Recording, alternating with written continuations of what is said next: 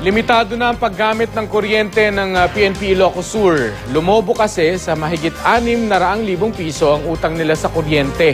Paliwanag ng mga opisyal, mataas ang konsumo nila dahil sa dami ng kanilang tanggapan. Makibalita tayo kay Bridget Mayor ng GMA Ilocos.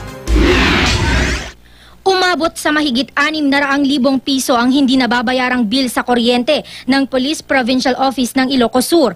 Dahil dito, bawal na munang gamitin ang mga aircon sa opisina tuwing umaga, kaya naman lagi nang nakabukas ang mga bintana. Nilimitahan na rin ang paggamit ng mga ilaw at computer. Ayon sa Ilocos Sur Electric Cooperative o ISECO, ilang buwan nang hindi nakababayad ng wasto ang PNP Ilocos Sur, kaya lumobo ang kanilang electric bill. I-bilda, haan nga di eksakto nga amount di binulan nga bill ti tagaga po ngamin ti region ti pagbaybayad ti kuryente ti PNP Bulag. Aminado naman ang PNP Region 1 na minsan nagkukulang ang naibibigay nilang pambayad ng kuryente sa PNP Ilocos Sur. Masyado raw kasing mataas ang konsumo nila ng kuryente. Aalamin daw nila kung bakit ito nangyayari. Paliwanag naman ng Provincial Office, mataas ang kanilang konsumo dahil sa dami ng opisina sa ilalim nila kabilang ng tanggapan ng CIDG at SWAT.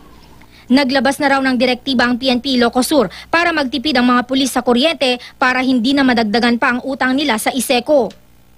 Isuti ko na kadag ito kakadwami aglalo dito PPO nga dapat arami din tayo dito panagin-inot iti kuryente.